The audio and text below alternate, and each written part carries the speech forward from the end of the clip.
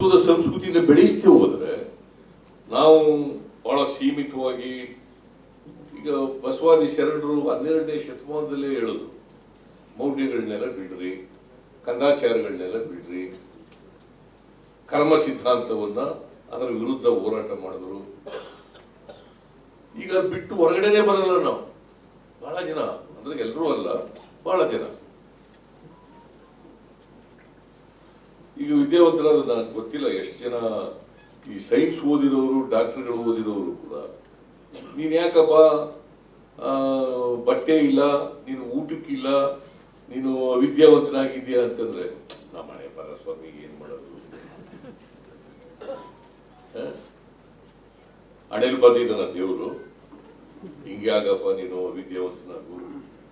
ಈಗ ನಮ್ಮ ಮನೆಯಲ್ಲಿ 4 ಜನ ಬ್ರದರ್ಸ್, ನಾವೊಬ್ಬ ಮಾತ್ರ ವಿದ್ಯಾವಂತರಾದ, ಈ 3 ಜನ ಅವಿದ್ಯಾವಂತರಾಗ್ಬಿಟ್ರು. ಏನ್ ಅವ್ರ 3 ಜನಕ್ಕೂ ನೀನು ಅವಿದ್ಯಾವಂತನಾಗು ಅಂತ ಬರ್ದ್ಬಿಟ್ನ ಬ್ರಹ್ಮ, ನನಗೆ ಮಾತ್ರ ಹಣೆಯಲ್ಲಿ ವಿದ್ಯಾವಂತನಾಗು ಅಂತ ಬರ್ದ್ಬಿಟ್ನ, ಮುಖ್ಯಮಂತ್ರಿ ಆಗುವಂತ ಬರ್ದ್ಬಿಟ್ನ.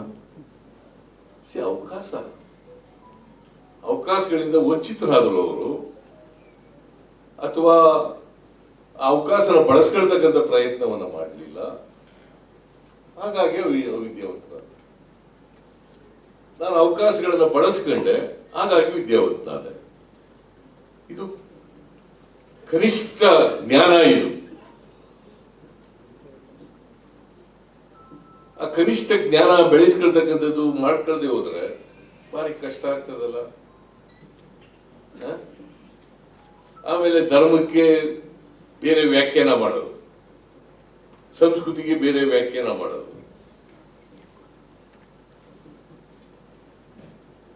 ಬಸವಾದಿ ಶರಣರು ಬಹಳ ಸ್ಪಷ್ಟವಾಗಿ ಹೇಳಿದ್ದಾರೆ. ಅದಕ್ಕೆ ಬಸವಣ್ಣನವರನ್ನ ಬರೀ ಸಾಂಸ್ಕೃತಿಕ ನಾಯಕ ಮಾಡಬೇಕು ಅಂತೇಳಿ ಅದರಿಂದ ನಮಗೆ ಕಿರೀಟ ಬರ್ತದೆ ಅಂತಲ್ಲ.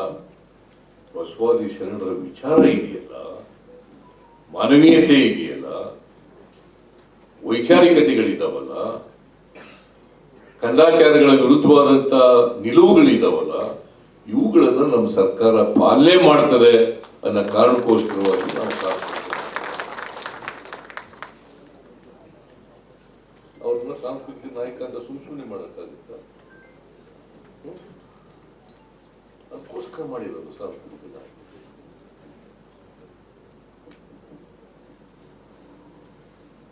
ಅದಕ್ಕೋಸ್ಕರ ನಾವು ಕನ್ನಡದ ಬಗ್ಗೆ, ಭಾಷೆ ಬಗ್ಗೆ, ಸಂಸ್ಕೃತಿ ಬಗ್ಗೆ, ಇದು ಮೈಸೂರು ನಗರದಲ್ಲಿ ನಾವು ಈಗ ಇದು ಒಂದು ಸಾಂಸ್ಕೃತಿಕ ನಗರ.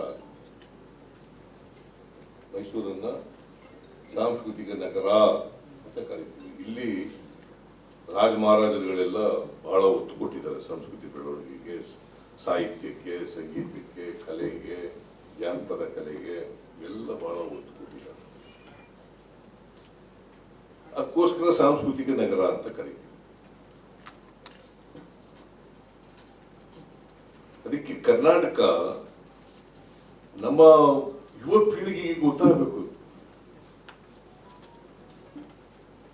ಯಾಕೆ ಕರ್ನಾಟಕ ಅಂತ ಹೆಸರಾಯಿತು, ಯಾಕೆ ನಾವು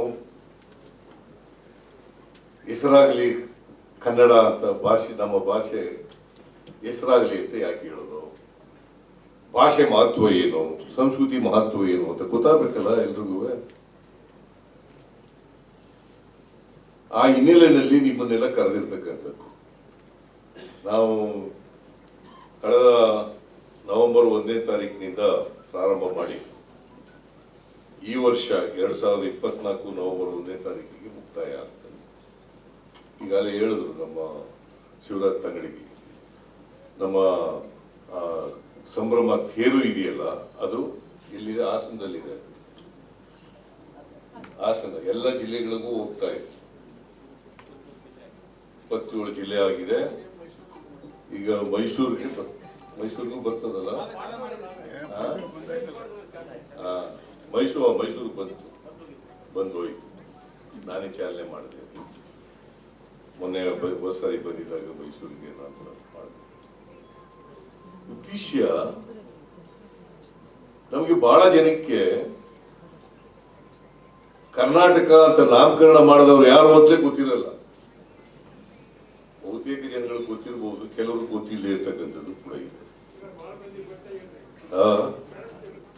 ಹೌದಾ? ನನಗೆ ಗೊತ್ತಿಲ್ಲ, ಕೆಲವರು ಗೊತ್ತಿಲ್ಲೇ ಇರ್ತದೆ ಬಹಳ. ಅದರಿಂದ ಗೊತ್ತಾಗಬೇಕಲ್ಲಪ್ಪ. ದೇವರಾಜ ಅರಸರವರು ಮಾಡಿದ್ರು, ಇದಕ್ಕೆ ನಾಮಕರಣ ಮಾಡಿದ್ರು. ಮತ್ತೆ ಏಕೀಕರಣಕ್ಕೆ ಯಾರ್ಯಾರು ಹೋರಾಟ ಮಾಡಿದ್ರು, ಯಾಕೆ ಹೋರಾಟ ಮಾಡಿದ್ರು?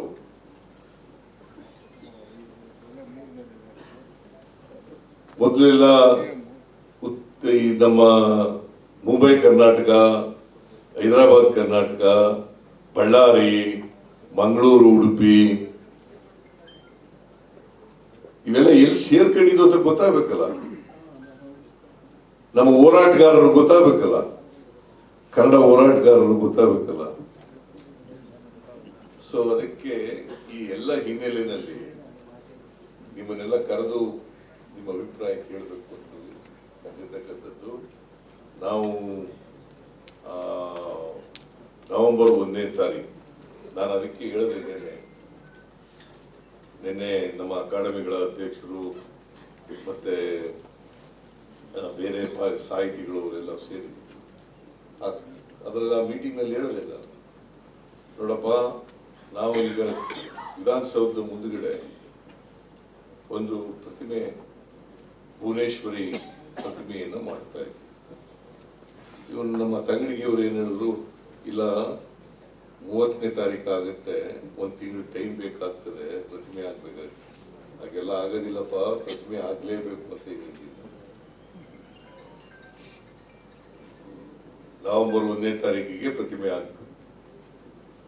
ಅದು ಉದ್ಘಾಟನೆ ಮಾಡುವಾಗಲೇ ಹೇಳಿದ್ದೆ ನಾನು, ಅಲ್ಲ ಕಾರ್ಯಕ್ರಮ ಶಂಕುಸ್ಥಾಪನೆ ಮಾಡುವ ಪ್ರತಿಮೆ ಮಾಡಕ್ಕೆ ಆಗ್ಲೇ ಹೇಳಿದ್ದೆ ನಾನು. ನೀನು ಅಲ್ಲೋಗಿ ಕೂತ್ಕೊಂಡು ಮಾಡಿಸ್ಬೇಕು ತಂಗಡಿಗೆ.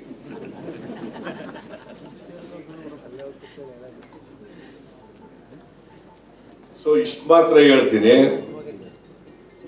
ಕರ್ನಾಟಕದಲ್ಲಿ ಕನ್ನಡ ಭಾಷೆ ಅಗ್ರಸ್ಥಾನ ಮಾಡಲಿಕ್ಕೆ ಯಾವುದೇ ರಾಜಿ ಇಲ್ಲ.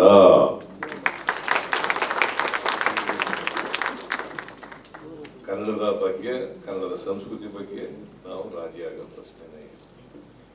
ಇದು ಊಟಾಟಿಕೆ ಅಂತ ಅಲ್ಲ, ಅಥವಾ ಹೋಗ್ಲಿಕ್ಕೋಸ್ಕರ ಹೆಸರಿಗೋಸ್ಕರ ಮಾಡ್ತಕ್ಕಂಥದ್ದಲ್ಲ. ಇಟ್ ಈಸ್ ಅವರ್ ಕಮಿಟ್ಮೆಂಟ್, ಬದ್ಧತೆ. ಕನ್ನಡದ ಬಗ್ಗೆ ನಮಗಿರ್ತಕ್ಕಂಥ ಬದ್ಧತೆ, ಅದನ್ನು ಮಾಡಬೇಕು ಅಂತೇಳಿ ಇವತ್ತು ಈ ಥರದ್ದು ಒಂದು ಚಿಂತನಾ ಶಿಬಿರವನ್ನು ಏರ್ಪಾಡು ಮಾಡಿರ್ತಕ್ಕಂಥದ್ದು. 2 ದಿನಗಳ ಕಾಲ ನೀವು ಕೊಡ್ತಕ್ಕಂಥ ಸಲಹೆ ಸೂಚನೆಗಳನ್ನು ಆಧಾರವಾಗಿ ಇಟ್ಟುಕೊಂಡು ಅರ್ಥಪೂರ್ಣವಾಗಿ ಕನ್ನಡ ರಾಜ್ಯೋತ್ಸವವನ್ನು ಆಚರಣೆ ಮಾಡತಕ್ಕಂಥದ್ದು, 1 ವರ್ಷದ ಕರ್ನಾಟಕ ಸಂಭ್ರಮ ದಿನವನ್ನು ಆಚರಣೆ ಮಾಡತಕ್ಕಂಥದ್ದು, ಇದನ್ನ ಮಾಡ್ತೇವೆ ಅಂತಕ್ಕಂಥ ಮಾತುಗಳನ್ನು ಈ ಸಂದರ್ಭದಲ್ಲಿ ಹೇಳಿ ನಿಮ್ಮೆಲ್ಲರಿಗೂ ಕೂಡ ಸರ್ಕಾರದ ಪರವಾಗಿ ಸ್ವಾಗತವನ್ನು ಬಯಸಿ, ನಿಮ್ಮ ಸಲಹೆ ಸೂಚನೆಗಳನ್ನು ನಾವು ಗಂಭೀರವಾಗಿ ಪರಿಗಣಿಸ್ತೇವೆ ಅಂತಕ್ಕಂಥ ಮಾತುಗಳನ್ನು ಹೇಳಿ ನಾನು ಮಾತನ್ನು ಮುಗಿಸ್ತೇನೆ. ಜೈ ಹಿಂದ್, ಜೈ ಕರ್ನಾಟಕ.